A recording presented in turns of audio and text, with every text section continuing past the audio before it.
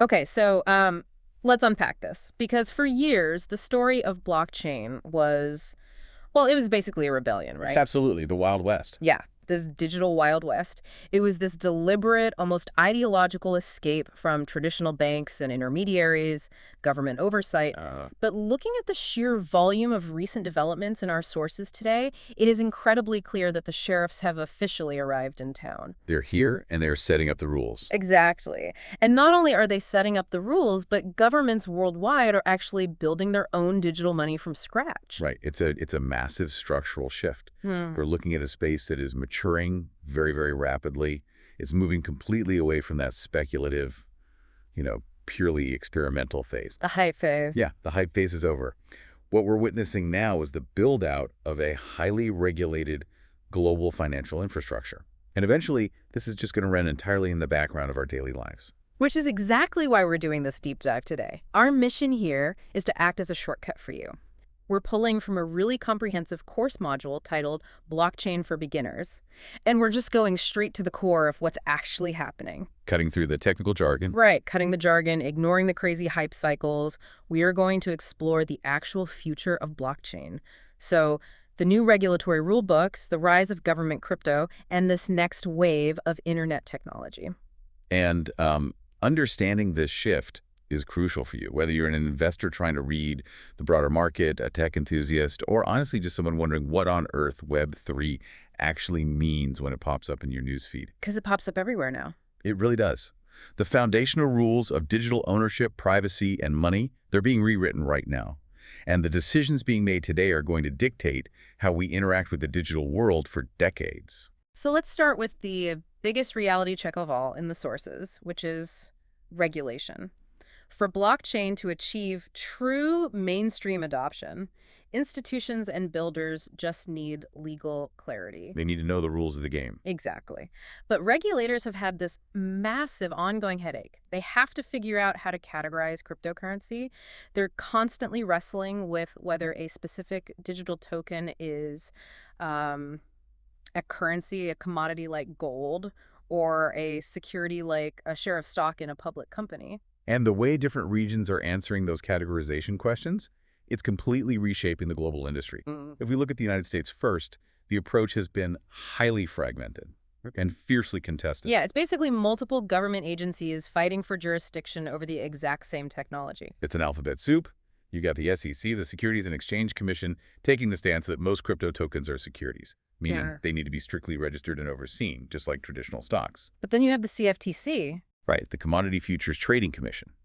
And they treat foundational assets, like Bitcoin, as commodities. Add the IRS into the mix, they treat it as property for tax purposes, and you get this tangled web of regulatory uncertainty. It's actually pushed several major crypto businesses to just move their operations offshore entirely. But despite that friction, the U.S. did see a massive milestone in 2024. The SEC approved spot Bitcoin exchange-traded funds. The ETFs, yeah, that was huge. Massive. The ripple effect of that decision really can't be overstated. It finally allowed mainstream, everyday investors to get direct financial exposure to Bitcoin. And they can do it through their regular, traditional brokerage accounts, like a standard retirement account. Without ever having to figure out how to securely hold the digital assets themselves, which is a big barrier to entry, it basically legitimized the asset class for Wall Street. Right. Now, while the U.S. is still wrestling with all those agency jurisdictions, the European Union took a completely different path. And the sources highlight this as a really stark contrast, Yeah, they rolled out the MiCA framework. That stands for Markets in Crypto Assets. which went into effect in 2024. Exactly. And it is essentially the world's first truly comprehensive, standardized crypto rulebook across multiple nations. It replaces this whole patchwork of national laws with one unified standard. So what does that actually look like in practice? Well, under MiCA, if a company wants to issue stablecoins, and for you listening, stablecoins are cryptocurrencies specifically designed to hold a steady value, usually pegged one-to-one with a fiat currency like the US dollar or the euro. If they want to issue those, they are legally required to hold actual, verifiable fiat reserves and be officially licensed. No more guessing if the money is actually there. Right. Crypto exchanges and digital wallet providers need authorization to operate. Insider trading is strictly prohibited, and companies have to provide clear consumer disclosures. It provides the exact kind of legal certainty that giant financial institutions crave. And if we look around the rest of the world, we see a lightning round of wildly different strategies. The UK sees itself as this pro-innovation hub, setting up clear oversight to attract tech builders. Then you have China. Right, China took the most dramatic route possible. They outright banned cryptocurrency trading and mining entirely. And then on the complete opposite end of the spectrum, you've got El Salvador, which actually made Bitcoin official legal tender alongside the US dollar. Meaning businesses are legally required to accept it. Though the sources do point out that the El Salvador experiment has seen fairly mixed results on the ground. Yeah, adoption has been a bit sluggish, right? It has. Despite the government rolling out a national digital wallet, people are hesitant because of the volatility of Bitcoin's price. Plus, there's just a general cultural preference for physical U.S. dollars for daily transactions. Makes sense. Now, we also have to talk about the inevitable here, taxes. The ultimate reality check for anyone interacting with digital assets is that the era of anonymous crypto tax evasion is completely over. The taxman is caught up with the blockchain. They absolutely have. Authorities like the IRS in the US and HMRC in the UK now firmly treat cryptocurrency as property or a taxable asset. Which means every single trade is a taxable event. Exactly. If you trade Ethereum for a smaller, newer token, that's a taxable event. If you earn tokens through staking, which is essentially locking up your crypto in a smart contract to help secure the network in exchange for a percentage yield, that is considered regular income. And crucially, tax authorities now require major centralized exchanges to report user transaction data directly to them. Keeping meticulous records is just no longer optional if you are participating in this market. Which transitions us perfectly into our next major topic. Because while governments are taxing and regulating decentralized crypto, many of them are quietly building their own centralized versions. Right, bringing us to CBDCs. Central Bank Digital Currencies. So how do we define a CBDC based on the source material? Well, it's pretty simple. Unlike Bitcoin, which lives out in the wild and is maintained by a decentralized network of computers, a CBDC is centralized, digital money issued directly by a government central bank. It's like a digital version of the physical cash in your wallet, but with some modern upgrades. Exactly. It's totally centralized, it's entirely legal tender, and its value is permanently pegged to the national currency, so you don't have that wild price volatility. But the defining characteristic, the really important part, is that it is highly programmable by the government that issues it. And this global race to build these systems is well underway. The Bahamas actually launched the world's first retail CBDC called the Sand Dollar back in 2020. And their primary motivation there was financial inclusion. Right, because when you have a nation spread across dozens of remote islands, setting up physical bank branches and transporting armored trucks full of cash is incredibly expensive and logistically difficult. Yep. The Sand Dollar made it possible to move money instantly using just a mobile phone. Then you have China's ECNY, the digital yuan. That represents the most advanced and widely tested CBDC in the world right now.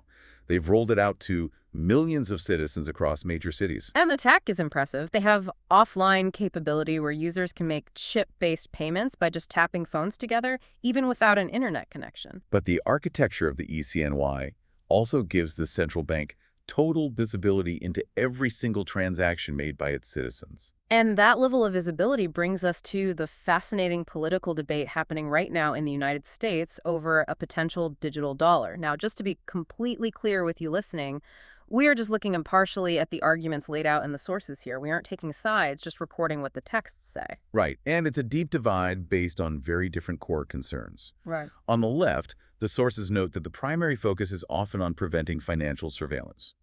There's a deep discomfort with the idea that a centralized digital dollar could give the government unprecedented visibility into the microtransactions of citizens' daily lives. And then on the right, the sources highlight that alarm bells are ringing about government overreach and this concept of programmability.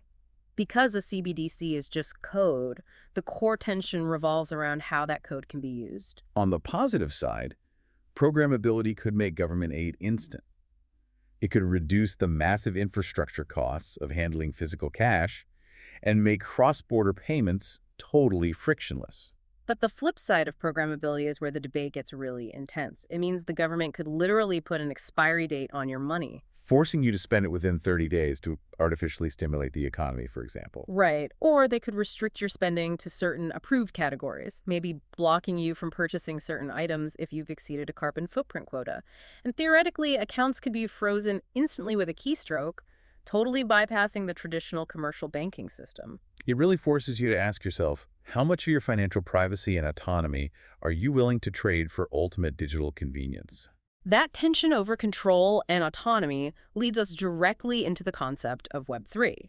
Because if CBDCs represent the ultimate centralization of money, Web3 is pitching the exact opposite architecture for the internet itself. To understand Web3, we have to do a quick Internet History 101. Right, so Web 1.0 is basically the read-only era, static web pages. Then we got Web 2.0, which is the read-write model we all know today, the era of social media, streaming, and massive centralized platforms. In Web 2.0, we, the users, create all the content.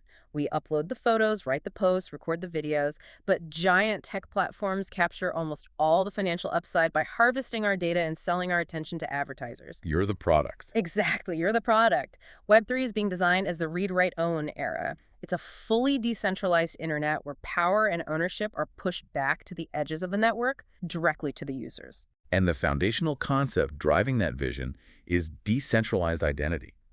In Web3, your digital identity belongs entirely to you. Instead of relying on a login and password provided by a mega corporation, one that can arbitrarily ban your account or mine your data, you use a cryptographic wallet. You control the keys. Yes, you control the keys to this wallet, and you use it to interact with different applications across the internet, taking your data and your digital assets with you wherever you go. And instead of an advertising-based business model, Web3 relies heavily on token-based incentives. When you contribute to a decentralized network, whether that's by providing data, creating content, or even offering up your computer's spare processing power, you're rewarded with tokens that have real market value. It gives early adopters and active users a literal financial stake in the community they're helping build. And this model of ownership also changes how organizations are structured. It introduces DAOs, decentralized autonomous organizations. Imagine a company without a CEO, without a traditional board of directors, and without a centralized corporate headquarters. Sounds chaotic, right? But a DAO is a community governed entirely by code and token-based voting. The rules of the organization are baked into smart contracts. Which are essentially self-executing lines of code living on the blockchain that automatically run when certain conditions are met. Right. So if the community votes to fund a new project, the smart contract automatically releases the funds from the communal treasury. Nobody has to manually cut a check. Now, the sources do highlight a very healthy dose of skepticism required here. Web3 is far from a perfect utopia right now. Definitely. The reality is that most so-called decentralized applications still secretly rely on centralized cloud servers like AWS to actually function. If those servers go down, the decentralized app goes down with it. Plus, the user experience is notoriously clunky. Taking self-custody of your digital assets means managing a seed phrase. That's a randomly generated string of 12 or 24 words that acts as the ultimate master recovery password for your wallet. And if you lose that seed phrase, There's no forgot password button. There's no customer service hotline to call. Your assets are simply gone forever. ouch. And those token incentives we talked about, the sources note they often fail to create genuine long-term utility and instead just fuel wild, volatile speculation. DAOs also suffered from a plutocracy problem. Right, because if a DAO is governed by token-weighted voting, it usually means the individuals or venture capital firms with the most money, and therefore the most tokens, make all the rules. It often recreates the exact same power imbalances it set out to solve. It all boils down to that fundamental human tension, convenience versus freedom. Truly decentralized, trustless systems are incredibly complex. Centralized services are incredibly convenient. And history continually shows us that a vast majority of people will eagerly choose convenience, even if it means sacrificing some degree of ownership and privacy. But the technology is not standing still. The infrastructure is evolving to solve these massive usability issues, which brings us to the emerging trends defining the next 5 to 10 years of the space. One of the most significant near-term opportunities we're seeing is the explosion of RWA's real-world assets. This is the process of taking physical and traditional financial assets and tokenizing them on a blockchain. We're talking about taking traditionally illiquid or heavily paper-based assets, commercial real estate, private credit funds, physical commodities like gold or oil, even government treasury bonds, and representing them as digital tokens. And the projections here are wild. The Boston Consulting Group recently projected a staggering $16 trillion in tokenized assets by the year 2030. 16 trillion. And to give you a sense of the scale here, the largest asset manager in the world, BlackRock, successfully tokenized a $100 million treasury bond fund on the Ethereum blockchain back in 2023. This isn't just theoretical white paper stuff anymore. Institutional giants are actively deploying this technology. Imagine fractionalizing ownership of a commercial high-rise in Manhattan. Instead of needing millions of dollars to buy the building, you could buy tokens representing a fraction of a percent of the property. And you could trade those tokens globally, 204/7, with instant blockchain settlement, rather than waiting days for traditional banking systems to clear the transaction. The implications for global liquidity are just massive. But to make these vast institutional systems work securely at a global scale, the underlying technology desperately needs a privacy upgrade. Public blockchains are exactly that public. Every transaction is visible to everyone. And that is where zero-knowledge proofs, or ZKPs, come in. They are a truly transformative piece of cryptography. To understand how ZKPs solve this privacy problem, the course material uses a great analogy. Think of a bouncer at a nightclub. When you try to get into a club, the bouncer needs to know you're over 21. Normally, you hand over your driver's license. But doing that reveals your exact birth date, your full legal name, your home address, your height, your eye color, a massive amount of unnecessary personal data. Right. A zero-knowledge proof is a cryptographic method that allows you to mathematically prove to the bouncer that you are indeed over 21 without ever showing them your ID or revealing a single piece of your underlying data.